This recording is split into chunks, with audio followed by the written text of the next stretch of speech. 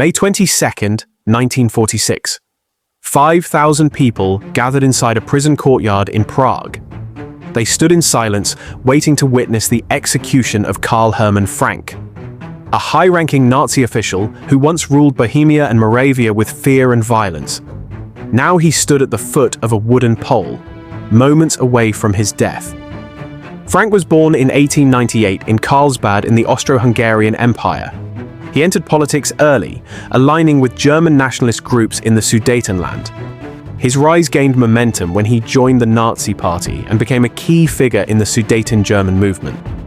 After Germany's occupation of Czechoslovakia in 1939, Frank was appointed Secretary of State and Higher SS and police leader for the Protectorate of Bohemia and Moravia. This gave him vast control over the Gestapo, SD, and local police forces. He became one of the most powerful men in the region. Frank's rule was marked by brutal crackdowns on resistance. In 1942, after the assassination of SS leader Reinhard Heydrich, Frank ordered horrific reprisals. The village of Lidis was wiped off the map. 173 men and boys over 16 were shot in a single morning. Women were deported to concentration camps. Children were either killed or taken to be raised as Germans, their identities erased. Days later, the village of Ležáky was destroyed the same way. Frank earned a reputation as a man without mercy. Public executions, mass arrests, and widespread terror were daily tools of his governance. His voice on radio broadcasts warned the Czech people of more bloodshed if they resisted. Even in 1945, as Germany was collapsing, Frank showed no restraint.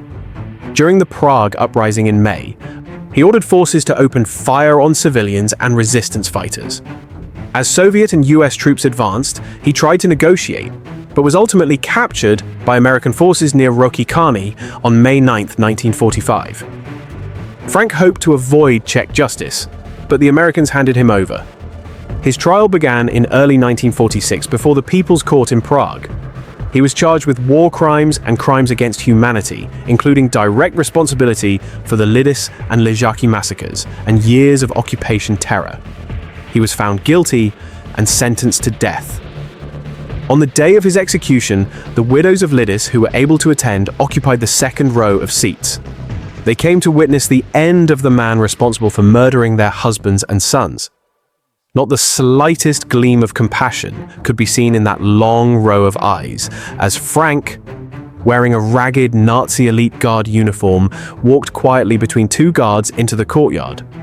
There was no gallows, only a wooden pole. The method was pole hanging, an old Austro-Hungarian execution technique used for Nazi war criminals. Frank was tied to the pole. A rope was passed over a beam and fastened around his neck. As the noose was adjusted, Frank muttered in German, "Deutschland wird leben auch wenn wir nicht leben."